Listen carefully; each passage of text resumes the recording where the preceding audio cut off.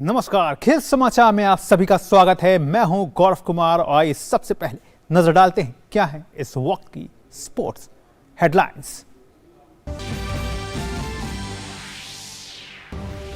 IPL में आज table toppers Gujarat Titans के सामने दिल्ली कैपिटल्स। इस सीजन सिर्फ 2 जीत देखने वाली दिल्ली को प्लेऑफ में बने रहने के लिए हर हाल में दर्ज करनी होगी जीत।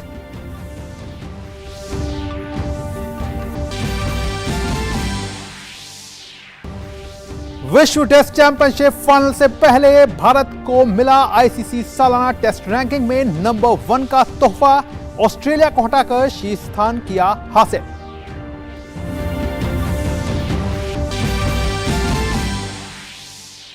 ताशकंद में जारी IBA mains world boxing championship में आज ओलंपियन आशीष चौधरी ने अपना मुकाबला जीतकर अगले दौर में किया प्रवेश।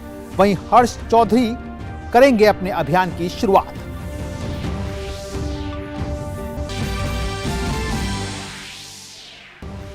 यूएस ओपन में खेलते दिखेंगे दुनिया के नंबर 1 टेनिस खिलाड़ी नोवाक जोकोविच। अमेरिका ने की पुष्टि, अंतर्राष्ट्रीय यात्रियों के लिए कोविड-19 का टीका लगवाना अनिवार्य नहीं। और रिकॉर्ड 60,063 प्रशंसक की मौजूदगी के बीच वोल्फ्सबर्ग ने महिला चैंपियंस लीग के फाइनल में बनाई जगह, आर्सेनल को दी मात। और आइए अब खबरों को विस्तार से देख लेते हैं और शुरुआत करते हैं इंडियन प्रीमियर लीग की खबरों के साथ।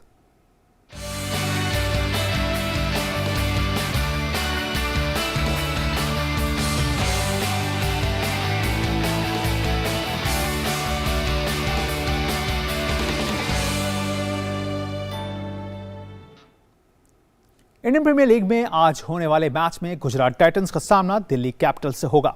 गुजरात टाइटंस ने पिछले मुकाबले में कोलकाता नाइट राइडर्स के खिलाफ 7 विकेट से जीत दर्ज की थी। वहीं दिल्ली कैपिटल्स को पिछले मैच में एक नजदीकी मुकाबले में सनराइजर्स हैदराबाद के खिलाफ 9 रन से हार का मुंह देखना पड़ा था। गुजरात टाइटंस इस वक्त पॉइंट्स टेबल में पहले पायदान पर है, वहीं दिल्ली कैपिटल्स तालिका में सबसे नीचे है। इंडियन प्रीमियर लीग में मंगलवार को नरेंद्र मोदी स्टेडियम में 2 विपरीत टीमों के मुकाबले में एक तरफ शीर्ष पर मौजूद गुजरात टाइटंस होगी तो दूसरी तरफ तालिका में आखिरी स्थान पर मौजूद दिल्ली कैपिटल्स। गुजरात टाइटंस पिछले मुकाबले में कोलकाता नाइट राइडर्स को 7 विकेट से हराकर आ रही है। वहीं दिल्ली कैपिटल्स को पिछले मैच में एक नजदीकी मुकाबले में सनराइजर्स हैदराबाद के खिलाफ 9 रन से हार मिली थी। गुजरात टाइटंस 12 अंक के साथ पॉइंट्स टेबल में पहले पायदान पर है। वहीं दिल्ली कैपिटल्स 4 अंक के साथ 10वें स्थान पर है। ऐसे में ये मुकाबला क्लैश ऑफ द अपोजिट्स है। दोनों टीम अंक तालिका में अपने स्थान के मामले में ही नहीं बल्कि हर मामले में एक दूसरे से उलट हैं। इस सीजन में गुजरात का चेजिंग रिकॉर्ड 100% है, जबकि दिल्ली का चेजिंग रिकॉर्ड 20% है। मध्यक्रम के बल्लेबाजी औसत की बात करें तो गुजरात का औसत 37.8 है, जबकि दिल्ली कैपिटल्स का औसत 16.6 है। वहीं आखिरी 4 ओवर में रन बनाने के मामले में गुजरात का स्कोरिंग रेट 12.3 है, वहीं दिल्ली का स्कोरिंग रेट 7.9 है। दिल्ली कैपिटल्स ने स्पिन के खिलाफ सबसे ज्यादा विकेट गंवाए हैं, वहीं तेज गेंदबाजों के खिलाफ उनका रन रेट प्रतियोगिता में सबसे कम है। दिल्ली कैपिटल्स एकमात्र टीम है जिसके किसी भी बल्लेबाज का स्ट्राइक रेट 140 से ज्यादा नहीं है। हालांकि पिछले 2 हफ्ते में दिल्ली कैपिटल्स के प्रदर्शन में कुछ सुधार देखने को मिला है। सनराइजर्स हैदराबाद के खिलाफ नजदीकी मुकाबले में हार न मिलती तो वे जीत की हैट्रिक लगाने के बेहद नजदीक थे। उनके बल्लेबाज क्लिक होने लगे हैं, वहीं स्पिनर्स भी अच्छा प्रदर्शन कर रहे हैं। वहीं गुजरात टाइटंस पर नजर डालें तो एक यूनिट के तौर पर टीम बेहद मजबूत नजर आ रही है। टीम का मध्यक्रम शानदार प्रदर्शन कर रहा है, जिसमें शुभमन गिल की मुख्य भूमिका है। गेंदबाजी में राशिद खान को बाकी गेंदबाजों से भी अच्छा समर्थन मिल रहा है। हालांकि रिद्धिमान साहा की फॉर्म टीम के लिए चिंता का कारण है। दोनों टीमों के आपसी रिकॉर्ड को देखें तो इस सीजन में दोनों टीमों के बीच हुए पिछले मुकाबले में गुजरात टाइटंस ने 6 विकेट से जीत हासिल की थी। वहीं आईपीएल में कुल मिलाकर गुजरात टाइटंस और दिल्ली कैपिटल्स के बीच अब तक 2 मुकाबले खेले गए हैं और दोनों ही मुकाबलों में गुजरात टाइटंस ने जीत दर्ज की है। Sports desk, DD news. तो वाकई दिल्ली के लिए एक बड़ा मुकाबला है, क्योंकि दिल्ली ने अब तक 8 मुकाबले खेले हैं, जिसमें से केवल टीम को 2 में महज जीत मिली है, बाकी 6 मुकाबले टीम ने हारे हैं। तो ऐसे में अगर प्लेऑफ में खुद को बनाए रखना है तो जीतना आज गुजरात टाइटंस के खिलाफ दिल्ली के लिए बहुत ज़्यादा ज़रूरी है। बहरहाल कल के मुकाबले की बात कर लेते हैं। इंडियन प्रीमियर लीग में कल खेले गए मैच में रॉयल चैलेंजर्स बैंगलोर ने लखनऊ सुपर जायंट्स को 18 रन से हरा दिया। आरसीबी ने टॉस जीतकर पहले बल्लेबाजी करते हुए 20 ओवर में 9 विकेट पर 126 रन बनाए। टीम के लिए कप्तान फ्लैप डू प्लेसी ने सबसे ज्यादा 44 रन बनाए, वहीं विराट कोहली ने 31 रन की पारी खेली। जवाब में लखनऊ सुपर जायंट्स की टीम ने 19.5 ओवर में 108 रन बनाकर आउट हो गई। लखनऊ के लिए सबसे ज्यादा 23 रन के गौतम गंभीर ने बनाए। बेंगलोर की तरफ से जोश हेजलवुड और कर्ण शर्मा ने 2-2 विकेट लिए।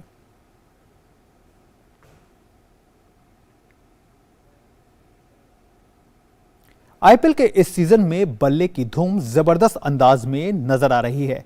ऐसे में आइए एक नजर डालते हैं लीग के इतिहास के अब तक के शीर्ष स्कोर्स पर।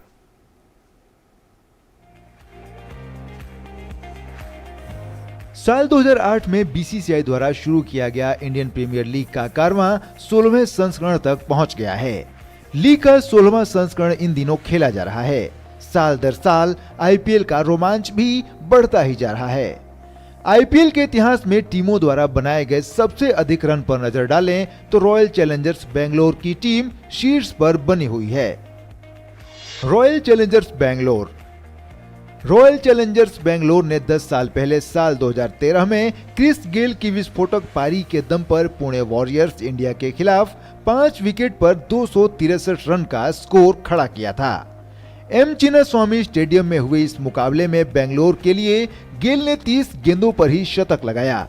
उन्होंने 66 गेंद पर 175 रन बनाए। उनका ये स्कोर आईपीएल का सबसे बड़ा व्यक्तिगत स्कोर भी है। इस पारी में उन्होंने 17 छक्के और 13 चौके लगाए थे। गेल के बाद एबी डिविलियर्स ने भी डेथ ओवर्स में 8 गेंदों पर 3 चौकों और 3 छक्कों की मदद से 31 रन बना दिए। 264 रन के विशाल लक्ष्य के सामने पुणे 20 ओवर में 9 विकेट पर 133 रन ही बना सकी और 130 रन से मैच हार गई। लखनऊ सुपर जायंट्स ने मौजूदा सत्र में पंजाब किंग्स के खिलाफ आईपीएल के इतिहास का दूसरा सबसे बड़ा स्कोर बनाया। लखनऊ ने मोहाली में 5 विकेट पर 257 रन बनाए। ये दूसरा मौका है जब किसी टीम ने आईपीएल में 250 से अधिक रन बनाए हैं। इस पारी में मार्कस स्टोइनिस ने सबसे अधिक 72 रन बनाए। वहीं काइल मेयर्स ने 24 गेंद पर 54 रन बनाए। आयुष बडोनी ने 24 गेंद पर 43 रन की पारी खेली। अंत के ओवरों में निकोलस पूरन ने भी आक्रामक रुख अपनाया और 19 गेंद पर ही 45 रन बना डाले। 258 रन के लक्ष्य का पीछा करने उतरी पंजाब की टीम 19.5 ओवर में 201 रन बनाकर ऑल आउट हो गई। रॉयल चैलेंजर्स बेंगलोर आईपीएल का तीसरा सबसे बड़ा स्कोर रॉयल चैलेंजर्स बेंगलोर के नाम ही है। आरसीबी ने साल 2016 के सीजन में गुजरात लायंस के खिलाफ 3 ही विकेट खोकर 248 रन बना दिए थे। उन्होंने ये स्कोर भी घरेलू मैदान एम चिन्नास्वामी स्टेडियम पर बनाया।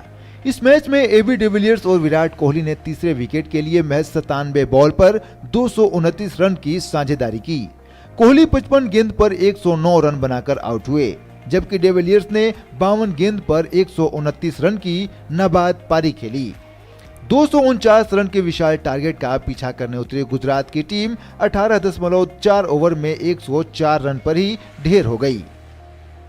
चेन्नई सुपर किंग्स आईपीएल के इतिहास की दूसरी सबसे सफल टीम चेन्नई सुपर किंग्स ने प्रतियोगिता के इतिहास में सबसे ज्यादा 26 बार 200 से ज्यादा रन बनाए हैं। टीम ने 2010 में राजस्थान रॉयल्स के खिलाफ मुरली विजय के शतक की मदद से 5 विकेट पर 246 रन बनाए थे। विजय ने 56 गेंदों पर 127 रन की पारी खेली थी। एलबी मार्केल ने 34 गेंदों पर 62 रन बनाए। 247 रन के टारगेट का पीछा करने उतरी राजस्थान ने 20 ओवर में 5 विकेट पर 223 रन ही बना पाई। कोलकाता नाइट राइडर्स साल 2018 के आईपीएल में कोलकाता नाइट राइडर्स ने शानदार प्रदर्शन किया था। हालांकि टीम खिताब नहीं जीत पाई थी। टीम ने 12 मई 2018 को पंजाब किंग्स के खिलाफ इंदौर के होलकर स्टेडियम में 6 विकेट पर 245 रन का विशाल स्कोर बनाया था। इस मैच में सुनील नरेन ने 36 गेंद पर 75 रन की विस्फोटक पारी खेली थी। टीम के कप्तान दिनेश कार्तिक ने 23 गेंद पर 50 और आंद्रे रसेल ने 14 गेंद पर 31 रन बनाए थे। 246 के जवाब में पंजाब ने भी 8 विकेट पर 214 रन बना दिए, लेकिन टारगेट से 31 रन पीछे रह गए। Sports desk, DD news. अब बात कर लेते हैं आईसीसी टेस्ट रैंकिंग की। आईसीसी ने सालाना टेस्ट रैंकिंग जारी की है, जिसमें भारत को फायदा हुआ है। टीम इंडिया ने वर्ल्ड टेस्ट चैंपियनशिप के फाइनल मैच से पहले रैंकिंग में शीर्ष स्थान हासिल कर लिया है। अब तक शीर्ष पर चल रही ऑस्ट्रेलिया की टीम दूसरे स्थान पर खिसक गई है। वहीं भारतीय टीम ने T20 में भी शीर्ष स्थान बरकरार रखा है। T20 रैंकिंग में इंग्लैंड दूसरे स्थान पर बना हुआ है। जून की शुरुआत में होने वाले आईसीसी विश्व टेस्ट चैंपियनशिप के फाइनल से पहले भारतीय टीम के लिए एक अच्छी खबर आई है। टेस्ट चैंपियनशिप का फाइनल 7 जून से इंग्लैंड के द ओवल में भारत और ऑस्ट्रेलिया के बीच खेला जाना है। इस बीच आईसीसी ने सालाना टेस्ट रैंकिंग जारी की है। टेस्ट में ऑस्ट्रेलिया अब विश्व की नंबर 1 टीम नहीं रही। टीम इंडिया ने उसे हटाकर खुद को नंबर 1 की कुर्सी पर ला दिया है। टीम इंडिया ने 121 की रेटिंग के साथ पहला स्थान प्राप्त किया। वहीं टीम इंडिया के अंकों की बात की जाए तो ये अब 3031 हो गए हैं, जो ऑस्ट्रेलिया से बहुत ज्यादा है। वहीं ऑस्ट्रेलिया को अब नंबर 2 की कुर्सी से संतोष करना होगा। ऑस्ट्रेलिया की रेटिंग 116 है और उसके अंक 2679 हैं। भारत और ऑस्ट्रेलिया के बीच बहुत ज्यादा रेटिंग का फर्क नहीं है। विश्व टेस्ट चैंपियनशिप का फाइनल तय करेगा कि इसके बाद विश्व की नंबर 1 टीम कौन सी होगी। इन दो शीर्ष टीमों के बाद इंग्लैंड तीसरे स्थान पर मौजूद है। इंग्लैंड के 4103 अंक हैं और रेटिंग अंक 114 है। शीर्ष 5 में इनके अलावा चौथे नंबर पर साउथ अफ्रीका और नंबर 5 पर न्यूजीलैंड ने कब्जा जमाया हुआ है। आईसीसी की सालाना रैंकिंग में मई 2020 से अब तक पूरे हुए सभी टेस्ट शामिल हैं। मई 2022 से पहले खत्म हुई सीरीज की हिस्सेदारी 50% और बाकी सभी सीरीज का वेटेज 100% होता है। टेस्ट के अलावा टीम इंडिया T20 की भी नंबर 1 टीम बनी हुई है। यहाँ उसकी रेटिंग 267 की है। वहीं अंक 18,445 हैं। इसके बाद नंबर 2 पर इंग्लैंड है, जिसकी रेटिंग 261 है। रैंकिंग में 255 की रेटिंग के साथ पाकिस्तान नंबर 3 पर है। वनडे में हालांकि भारतीय टीम नंबर 1 पर कब्जा नहीं कर पाई है। यहाँ पर ऑस्ट्रेलिया नंबर 1 पर है, वहीं नंबर 2 पर न्यूजीलैंड है। इसके बाद तीसरे स्थान पर भारत मौजूद है। हालांकि तीनों टीमों की एक समान 113 रेटिंग है। Sports desk, DD news. फिलहाल वक्त हो गया है एक छोटे से ब्रेक का। आप देखते रहिए खेल समाचार। भारतीय समुद्री विश्वविद्यालय मर्चेंट नेवी और मरीन इंजीनियरिंग में उज्जवल करियर बनाने का एक सुनहरा मौका। 6 स्थानों पर आधुनिक परिसर, विश्व स्तरीय इंफ्रास्ट्रक्चर। ये सिर्फ एक करियर नहीं, ये अवसरों का सागर है। भारतीय समुद्री विश्वविद्यालय भारत सरकार के अधीन वर्ष 2023-24 के लिए प्रवेश आमंत्रित हैं। ब्रेक के बाद एक बार फिर से आप सभी का स्वागत है और बात कर लेते हैं बॉक्सिंग की। भारतीय मुक्केबाज और टोक्यो ओलंपिक और 2019 एशियाई चैंपियनशिप में देश का प्रतिनिधित्व कर चुके आशीष चौधरी ने आज 80 किलोग्राम वर्ग में ईरान के मैसम घेशलागी को 4-1 से हराकर अगले दौर में जगह बना ली। वहीं पहली बार विश्व चैंपियनशिप में हिस्सा ले रहे हर्ष चौधरी अपने अभियान की आज शुरुआत करेंगे। हर्ष 86 किलोग्राम भार वर्ग के मुकाबले में ऑस्ट्रेलिया के बिली मैकलिस्टर से भिड़ेंगे।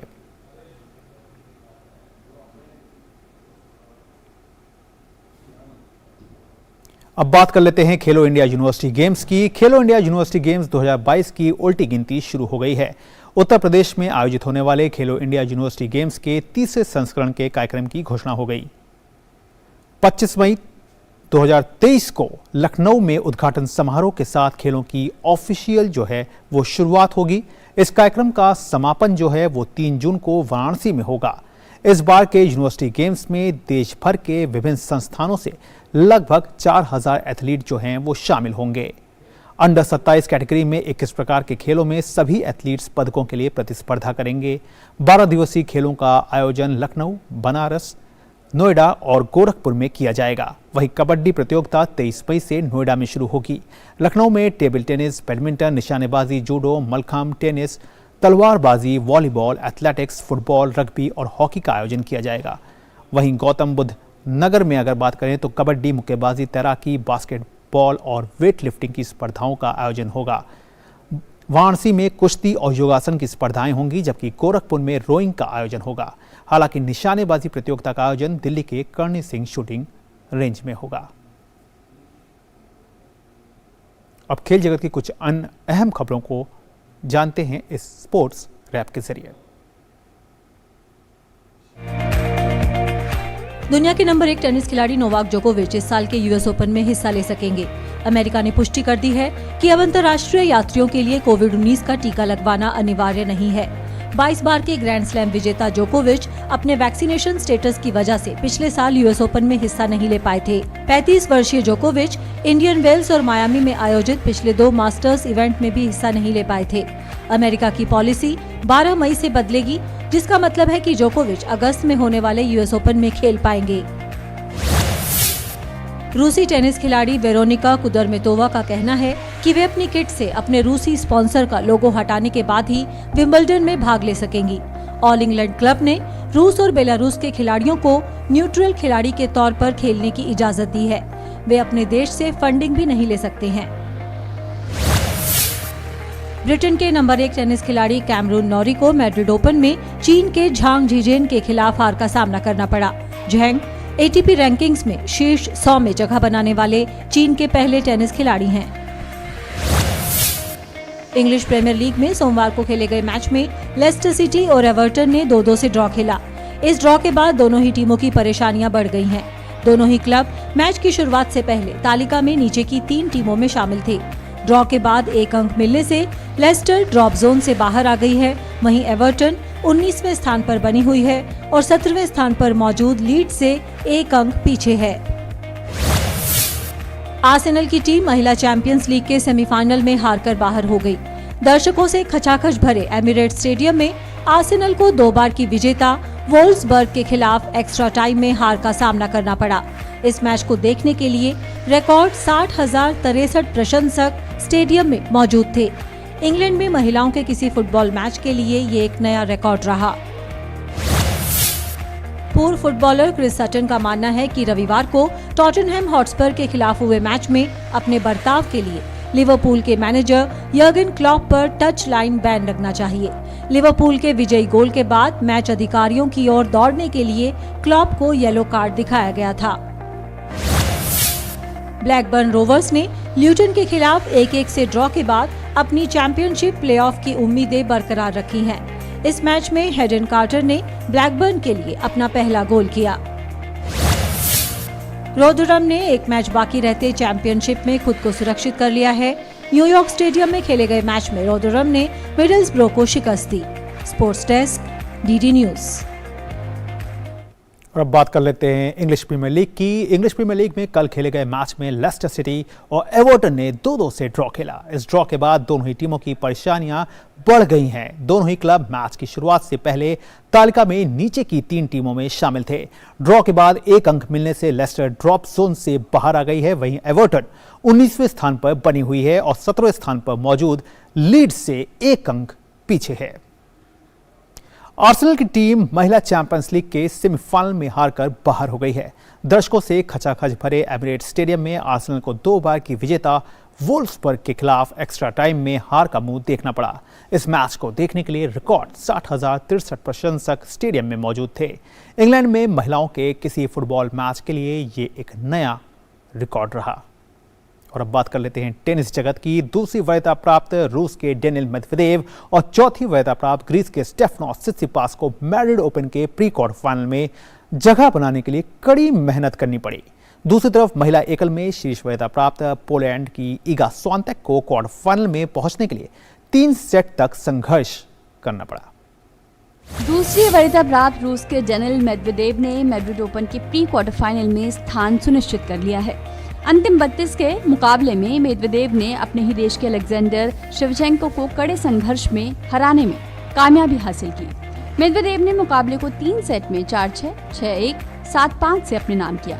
अंतिम 16 में उनका सामना असलान करत्सेव से होगा। वहीं चौथी वरीयता प्राप्त ग्रीस के स्टेफनास सित्सिपास को भी अंतिम 16 में स्थान बनाने के लिए जमकर मशक्कत करनी पड़ी। सित्सिपास ने अर्जेंटीना के सेबेस्टियन बेस के खिलाफ मुकाबले को 3 सेट में 7-5, 3-6, 6-3 से अपने नाम कर क्वार्टर फाइनल में जगह बनाई। अगले दौर में उनका सामना स्पेन के बर्नाबे मिरालेस के साथ होगा। पुरुष एकल में ही 9वीं वरीयता प्राप्त फ्रांसिस टियाफो को हार का सामना करना पड़ा है। टियाफो को अर्जेंटीना के पेड्रो कैचिन ने सीधे सेट्स में 6-1, 7-6 से हराकर अंतिम 16 में प्रवेश किया। पुरुष पुरुष एकल में ही सर्बिया के दुजान लाजोविच को हराकर जर्मनी के जॉन लेनर्ड स्टर्फ ने प्री क्वार्टर फाइनल में प्रवेश कर लिया। उन्होंने पहला सेट टाई ब्रेकर में गंवाने के बाद जोरदार वापसी करते हुए इस मैच को 6-7, 6-3, 6-3 से अपने नाम किया। अमेरिका के टेलर फ्रिट्ज ने अपनी जीत के सिलसिले को बरकरार रखते हुए मैड्रिड ओपन की प्री क्वार्टर फाइनल में जगह बना ली है। 8वीं वरीयता प्राप्त फ्रिट्ज ने क्रिश्चियन गारिन को सीधे सेट्स में 6-1, 7-6 से मात दी। महिला एकल में शीर्ष वरीयता प्राप्त पोलैंड की एगा स्वांतेक को क्वार्टर फाइनल में जगह बनाने के लिए कड़ी मशक्कत करनी पड़ी। स्वांतेक ने अंतिम 16 के मुकाबले में रूस की एक्टेरिना अलेक्जेंद्रोवा को 3 सेट में 6-4, 6-7, 6-3 से हरा दिया। अंतिम 8 में उनका सामना पेट्रा मार्टिक से होगा। महिला एकल में 9वीं वरीयता प्राप्त ग्रीस की मारिया साकारी ने भी अंतिम 8 में जगह बना ली है। साकारी ने प्री क्वार्टर फाइनल में स्पेन की पाउला बदोसा को सीधे सेट में 6-4, 6-4 से हरा दिया। क्वार्टर फाइनल में एरिना कैमिलिया बेगू से उनका मुकाबला होगा। तीसरी वरीयता प्राप्त अमेरिका की जेसिका पेगुला ने अंतिम 16 में कड़े संघर्ष के बाद जीत हासिल की। पेगुला ने इटली की मार्टिना ट्रेविसन को 3 सेट में 6-3, 2-6, 6-3 से शिकस्त दी। Sports desk, DD news. खेल की दुनिया में रूसी एथलीटों पर अंतर्राष्ट्रीय स्तर की प्रतियोगिताओं में अपने झंडे तले खेलने की तस्वीर नदारद है, लेकिन इन्हीं सब के बीच वेनेजुएला में आयोजित हो रहे अल्बा गेम्स में इसके उलट देखने को मिला, जहां न केवल रूसी जिम्नास्ट को खेलने का मौका मिला, बल्कि उन्हें अपने झंडे तले देश का मान बढ़ाने का अवसर भी प्राप्त हुआ।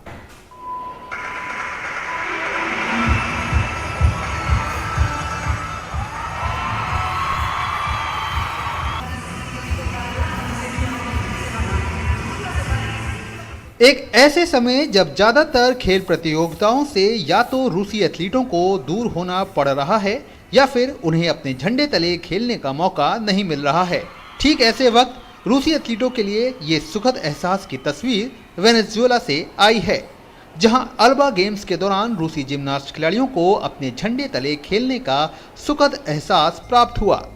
वेनेजुएला में आयोजित हो रहे अल्बा गेम्स का ये 5वां संस्करण है और इन खेलों में रूसी जिम्नास्टों का जबरदस्त प्रदर्शन देखने को मिला।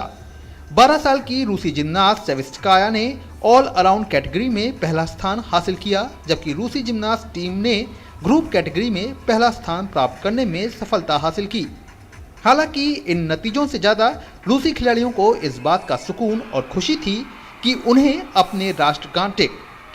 अपना राष्ट्रगान सुनने का मौका मिला और अपने झंडे तले अपने देश का मान बढ़ाने का मौका। आप जानते हैं, हमने बहुत लंबे समय से किसी भी अंतर्राष्ट्रीय टूर्नामेंट में अपने झंडे तले नहीं खेला। यहाँ तक कि टोक्यो ओलंपिक में भी हमें तटस्थ झंडे के तले खेलना पड़ा। इसलिए हम आपके बहुत आभारी हैं, आपकी सरकार के आभारी हैं, जिसने हमें अपना राष्ट्रगान सुनने और अपने झंडे तले खेलने का मौका दिया। ये हमारे लिए बहुत बड़ी बात है। हमें अपने देश पर गर्व है। बहुत बहुत धन्यवाद। इन खिलाड़ियों को उम्मीद है कि उन्हें अगले साल ओलंपिक में अपने देश के झंडे तले खेलने का मौका जरूर मिलेगा। हम ओलंपिक गेम्स में भाग लेना चाहते हैं और हमें पूरी उम्मीद है कि हमें ओलंपिक में खेलने का मौका मिलेगा। मैं निश्चित रूप से अपने झंडे के तले खेलना चाहूँगा। ये मेरा पहला अंतर्राष्ट्रीय टूर्नामेंट है। मैं बहुत खुश हूँ कि मैंने जीत दर्ज की। मुझे इस बात की भी खुशी है कि आप लोगों ने हमें यहाँ आने दिया। वैसे इससे पहले भारत में आयोजित महिला विश्व बॉक्सिंग चैंपियनशिप में भी रूसी एथलीटों को अपने झंडे तले खेलने का अवसर मिला था। वहीं दूसरी ओर विंबलडन में रूसी एथलीटों की एंट्री हुई, हालांकि झंडे तले नहीं। बहरहाल उम्मीद की जा सकती है कि आने वाले समय में रूसी एथलीटों को लेकर विश्व मानचित्र पर तस्वीर बदले और खेल, जो कि माध्यम है दिलों को जोड़ने का और विश्व के तमाम देशों को एक मंच पर लाने और दूरियों को कम करने का, इसी दृष्टिकोण पर हर कोई आगे बढ़े। Sports desk, DD news. तो फिलहाल खेल समाचार में इतना ही। हमारी पूरी स्पोर्ट्स टीम को दीजिए इजाजत। नमस्कार।